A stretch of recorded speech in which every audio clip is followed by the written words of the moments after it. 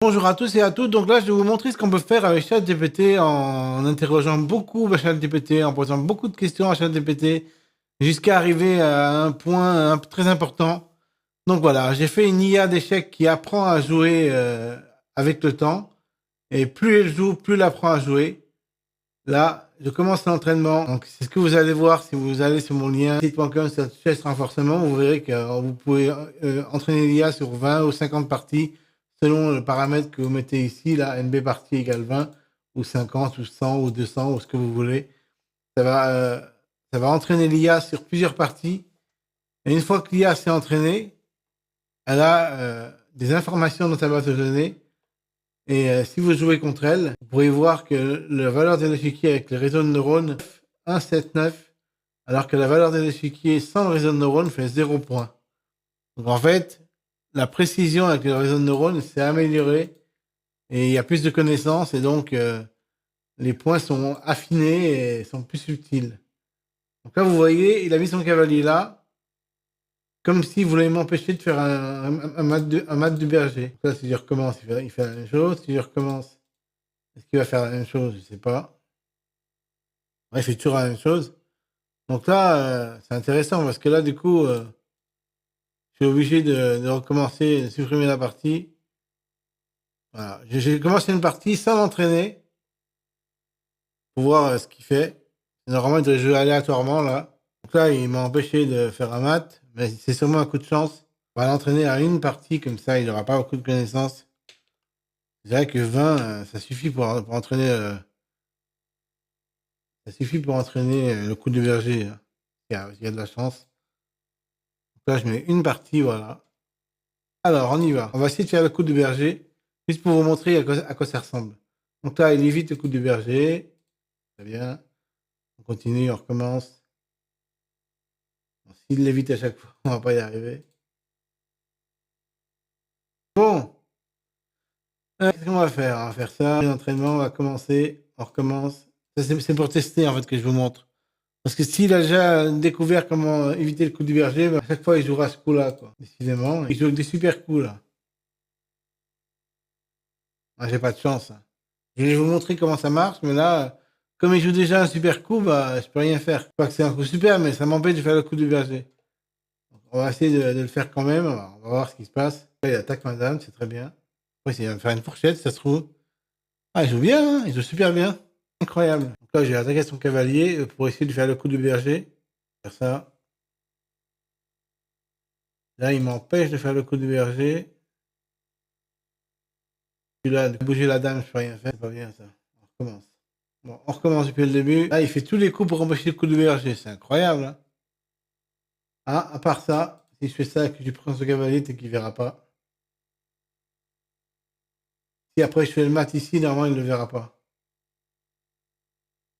Merde, j'ai pas vu qu'il y avait le fou. Ah, c'est pas possible. Bon, je peux pas vous montrer, en fait. C'est triste, mais je peux pas vous montrer. Commencer l'entraînement, une partie. On recommence depuis le début. Peut-être que là, il verra pas. Ouais, on dirait qu'il voit pas, là, cette fois. Là, il voit pas. Il va sûrement se prendre le coup de berger. Bah non, il empêche. Bah, je joue super bien, hein. En fait, j'ai fait une IA qui joue super bien et elle voit tout. Elle empêche de tout faire. Du coup, bah, je peux plus faire d'échecs et maths. Ouais, c'est normal, hein. Elle joue tellement bien que maintenant, elle veut pas que je prenne son pion, ce qui est normal. Donc voilà, en fait, l'IA apprend à jouer, est forte.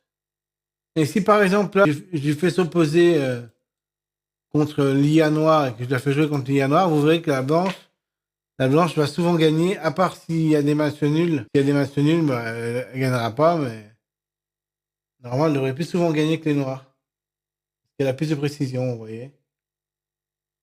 Donc là, pour l'instant, elle a perdu une tour. Vous voyez, les noirs, ils bouclent alors que les blancs, ils avancent. Ils ont plus de connaissances dans leur base de données, dans leur réseau de neurones. Ça risque de tourner en rond. Là, il y a eu un match nul. Et la partie est arrivée au bout. Chaque fois, il se fait avoir et il se prend la fourchette. C'est bizarre. En même temps, si vous regardez bien la partie, les noirs, ils vont en profondeur 2, alors que les blancs, ils sont toujours en profondeur 1, quoi. C'est ça la différence, c'est que les blancs voyaient beaucoup moins loin que les noirs. C'est pour ça qu'ils se trompent plus facilement. C'est pour ça qu'il faudrait au moins mettre une seconde. On va mettre une seconde pour voir comment il joue le blanc.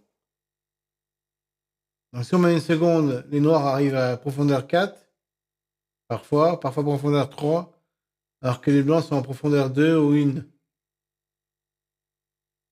On va laisser 1500. Le meilleur rapport qualité-prix. Alors, voyons voir une partie des blancs contre les noirs. Bon, ce qu'on va faire pour avoir une preuve que ça marche vraiment bien, on va les faire 100 parties. Alors, sur moyen d'entraînement, on va les faire 100 parties. 100 parties. Et on va voir lequel est le meilleur entre celui qui fait 100 parties et celui qui en fait et celui qui en a fait 0. C'est parti, go. On va attendre que ça arrive à 100. Bon, j'interromprai dans la vidéo pour que ça aille plus vite. Juste pour vous montrer, en fait, les parties sont en train de se terminer. Parfois, il y a des échecs et maths dans les parties.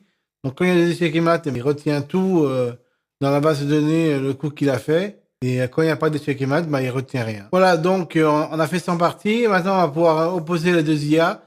Et on va voir quelle IA gagne. Normalement, ça devrait être la blanche. Sans souci. Si le système est bien fait. Donc on va voir si les blancs dominent la partie. On va voir ça tout de suite. Déjà, il se protège, c'est déjà bien. Il protège son pion. Pour l'instant, il se protège. Il attaque le pion maintenant. Le pion attaque le cavalier. Donc, qu'est-ce qu'il va faire? Il va seulement se protéger. Il revient là, c'est parfait. Il se fait attaquer de partout. Décidément, les noirs, ils sont persévérants. Je ne sais pas pourquoi il avance le roi. Évidemment, l'idéal, ce serait qu'il y ait un système qui fasse des parties très rapides et qu'on puisse voir en temps réel ceux qui gagnent des points et ceux qui gagnent pas de points. Ça pourrait être pas mal. Parce que là, on perd du temps à regarder la partie entière. La partie est longue en plus. Il faudrait des parties très rapides et on puisse voir ceux qui gagnent en fait. Idéalement, c'est ça qu'il faudrait faire. On pourrait raccourcir le temps par coup en millisecondes. Le mettre à 10 millisecondes par exemple. Et voir qui c'est qui gagne. On pourrait faire ça. Bon, on va faire ça. C'est parti, go. Et on va voir qui c'est qui gagne le plus souvent. Si c'est les blancs ou si c'est les noirs. Alors, 47 pour les blancs. Attention, on va voir si les blancs gagnent plus.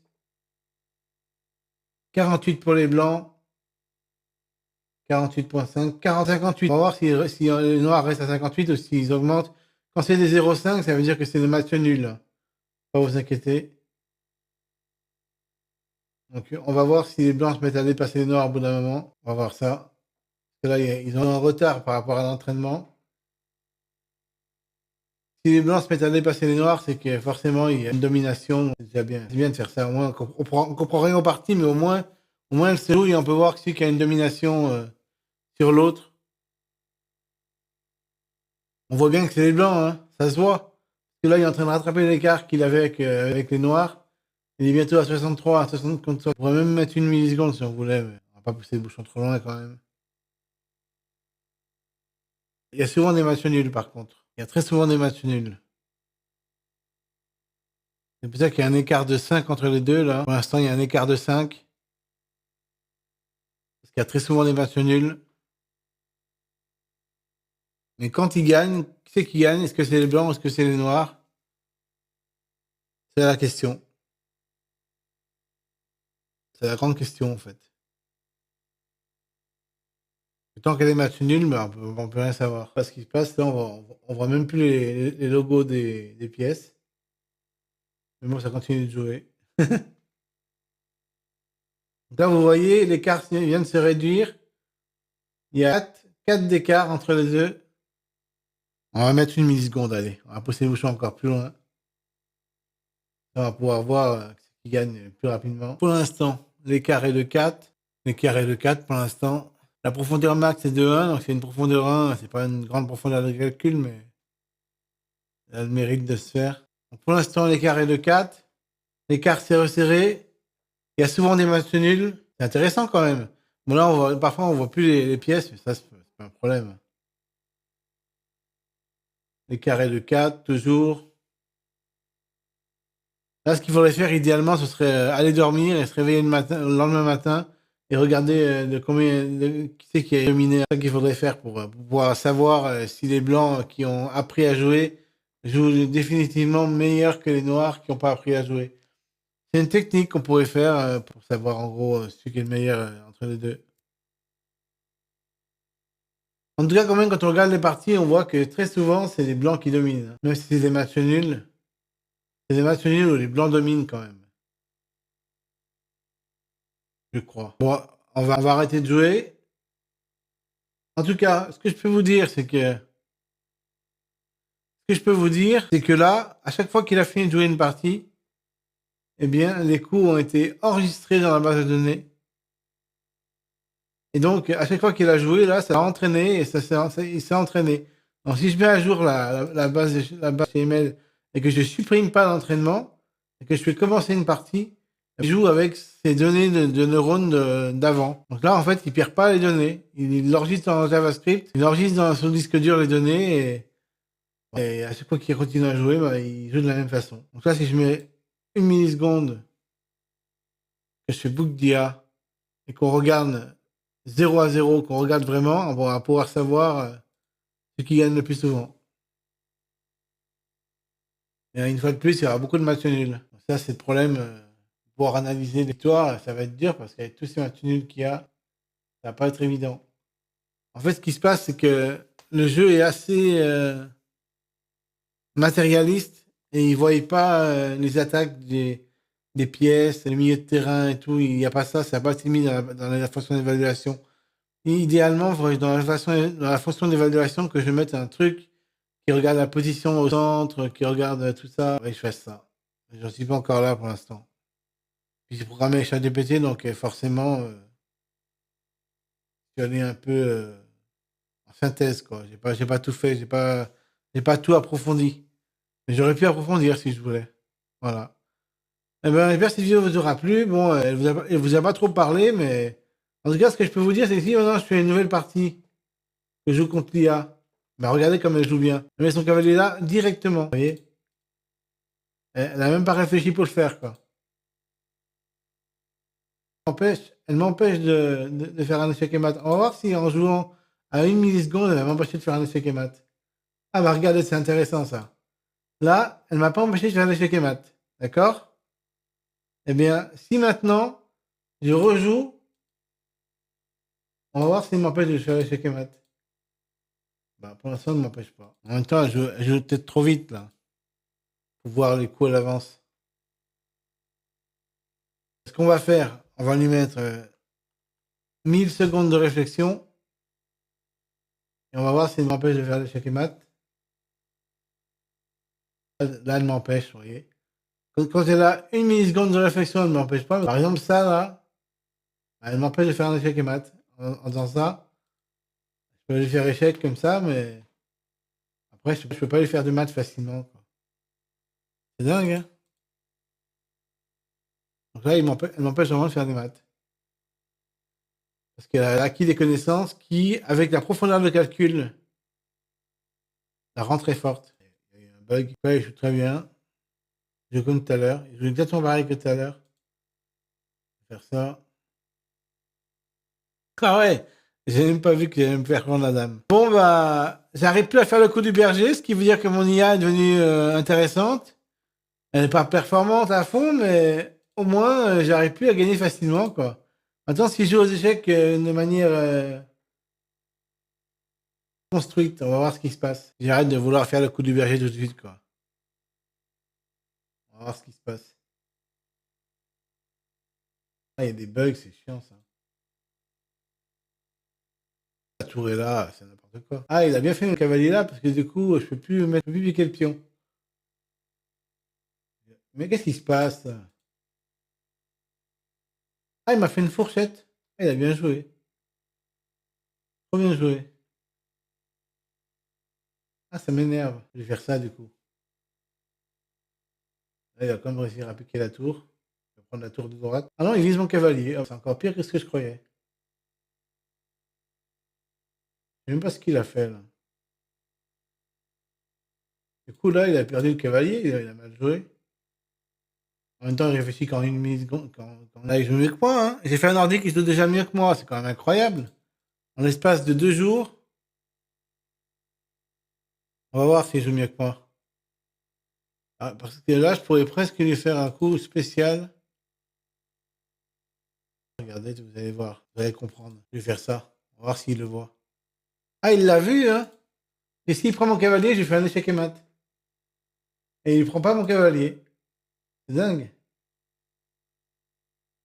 Pourquoi il joue pas là? Il a pas joué? Pourquoi il a pas joué? Bizarre, c'est bugué là. Il joue pas.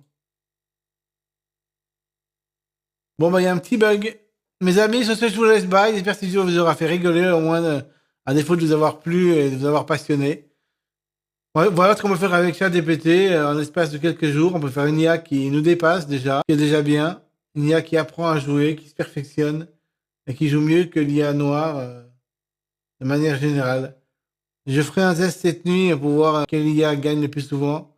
Vraiment, ça devrait être la blanche, voilà. À part qu'elle fait beaucoup de matchs nuls. Je vous laisse, bye, et bonne journée à tous et à toutes.